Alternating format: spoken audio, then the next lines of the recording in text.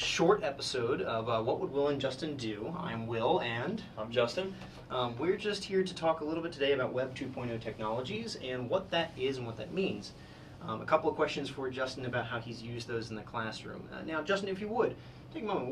What's your background with teaching and who are you? Who am I? Yeah. Before coming here to our institution, I was at a small private high school, taught there 6 years, and really grew a passion for teacher education and helping others teach more effectively. And so I came here and I do instructional design work and also teach here at the college. And so my passion for teaching and helping others teach more effectively as well. Now I know this in the background, so I'm gonna fish for it a little bit. But you weren't always so fond of online instruction. Is that correct? Yeah. In the sense of I'm big on relationships, big on personal interaction, and so I was very skeptical when I came here and considered even the idea of instructional design work. You know, can I do what I want to do, what I know I can do face to face? Can I do those sorts of things online? So I was really concerned. And you kind of flipped the switch? I've converted. I mean, it's each has its strengths, of course, sure. But there are so many wonderful things you can do online. I love teaching online. Great. So yeah, I have been converted, as it were. Well, let's talk then about some of these questions and see how that plays out. I think these do tease out some of that progress for you and what's happened over the years, as I know you well that way. First question, what do you see as the role of social media and Web 2.0 tools for learning and teaching? So much has changed in the last decade and a half on those lines, and what I'm really excited about, and we've talked about this before, is the ability to use these tools, whether social media or these dedicated kind of Web 2.0 tools, to reduce the time and distance elements of education, and to quickly bring students into a larger conversation, to view themselves as contributing to a larger line of thinking and line of study is incredibly valuable. So I think that is for me one of the most valuable pieces, that we can reduce time and distance. Right. And as well connect students to others, to professionals leading in the field even, in ways that have never really before been accessible. Yeah. And they're free or really cheap. Right. Accessible then for the faculty who have budget constraints or other issues to work with. It's definitely played into this idea of like a democratizing of education, okay. Which is really exciting, I think. It's really exciting to see even K-12 students have access to these rich traditions and people who are scholars in their field, and through social media maybe they can make contact with them. Or people overseas, other students overseas. You know, well, we've had a couple of contacts with that ourselves. Gentleman we just were working with, James Lang, right? You now have connected with him by Twitter. We texted him and things like that before a conference we were working on. But just those experiences that we see professionally, you're saying you bring those into the classroom.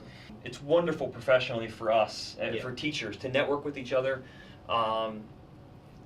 Education is an extremely complex and difficult profession because people are involved. Cool.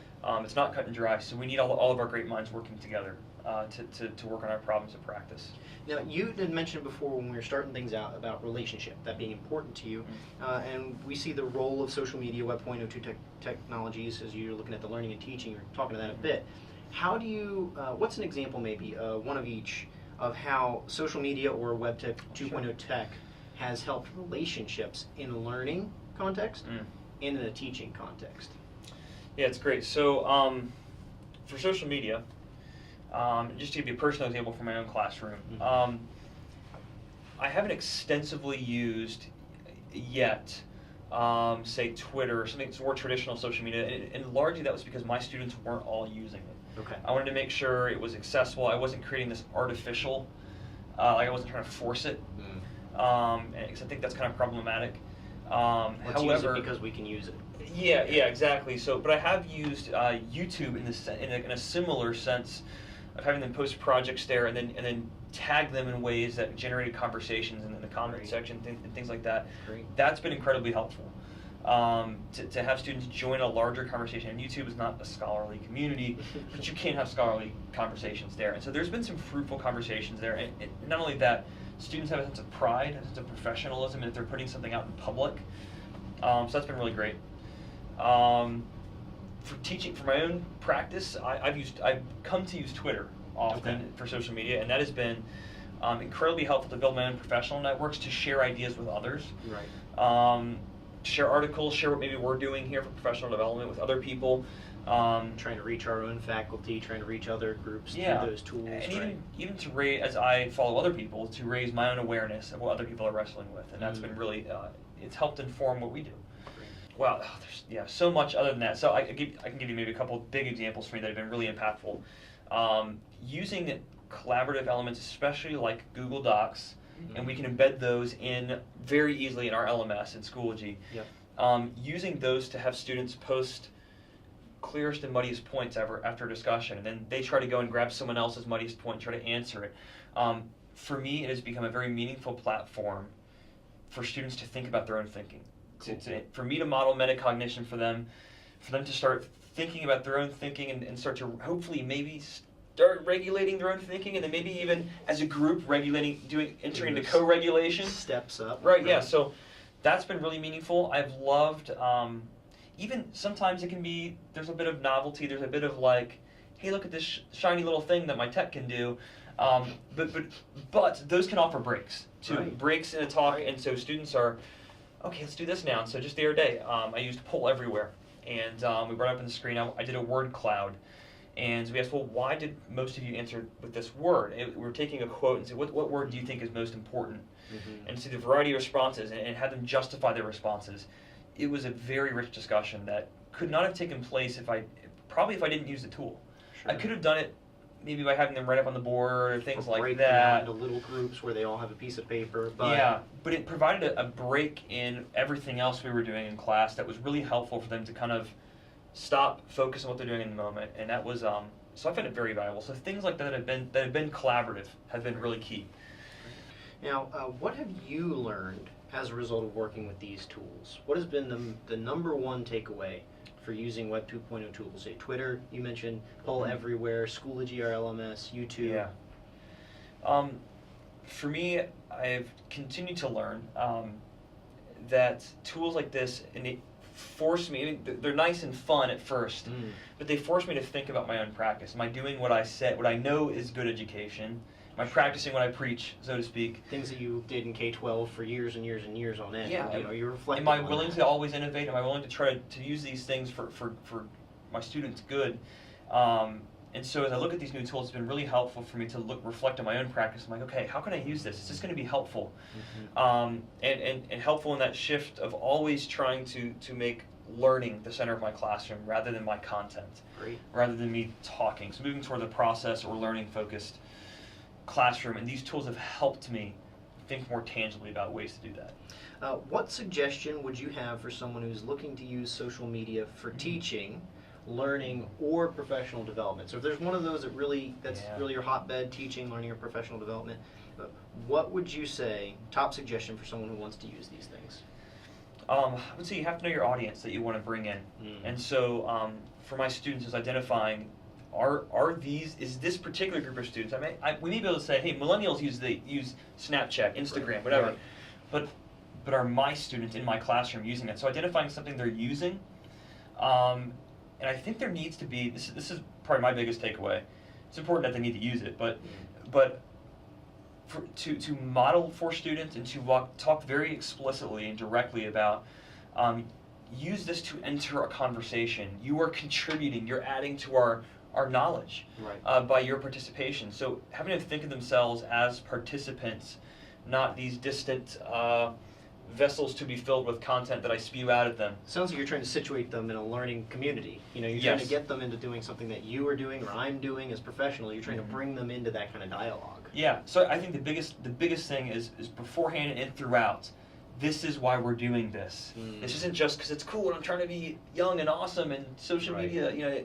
No, we want to see students viewing themselves as learners and in the learning community and contributing. So talking in very explicit ways about their own thinking processes, what this process means for their, did this person's response, the way your friend responded, make you think differently about what you posted, and those sorts of things. We need to talk about learning. So that helps us to not just use tools for tools' sake. Sure. So yeah. Now, in your context here at Lancaster Bible College, you've said their audience. Can you speak to some of the audiences you've worked with?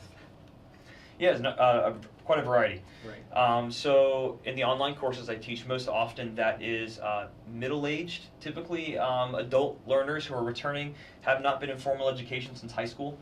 And so even though they have committed to an online program, there needs to be a lot of structure, a lot of talk about new tools that are being used outside the LMS. My traditional undergraduate students, as tech savvy as they may seem to be, they need a lot of support too. Clear directions. They need me to model it for them, to talk in very direct terms about what I'm expecting. Great. And as well as an instructional designer, working with faculty and to try to say, hey, here's this tool, what do you think? And you're telling me you want to do this, this aligns with it, what are you willing to try this? Because you're going to be facilitating when you're teaching the online course that we're designing. So I've had quite a variety of audiences. Sounds like you're quite the chameleon, honestly. Am I in this context? All right, let's work with them in this way. Am I in this context? Let's work with them in this way. Adapting those tools to meet your situation. I do think there's a lot of commonality, though. I think so a lot has been made to differentiate adult learning from pedagogy, and I think there's a lot more similarities than we often give credit to. Humans learn like humans, and so I think we need to recognize that a bit rather than kind of separating everyone out as like there's some sort of unique things that have never existed before, and kind of silo them off. And that works up from just typical philosophies and epistemologies, but then to the tech we use, or the classroom we design, or other things. I'm working on a class that I'll be doing in the fall, and the biggest question right now actually is the classroom. We can't find the right classroom for the design of class that we're going to be doing. I can't do it outside because it's going to be physical education in a sense, so we have to worry about the weather, but it can't be in a classroom next to faculty. Because we're going to make noise, and there's other things that are going to go on in this classroom, right? So it's amazing that experience you're saying focus on the audience as you pick a tool, a social media tool or a Web 2.0 tool, and your priority in that is that relationship. As you set up that audience, you want to cultivate the relationship and cultivate learning. But then we experience that from the get-go, from all the way up, in our teaching and learning experience. Well, thank you so much for your thoughts and insights today. This has been a short with What Would Will and Justin Do. Look forward to seeing you next time.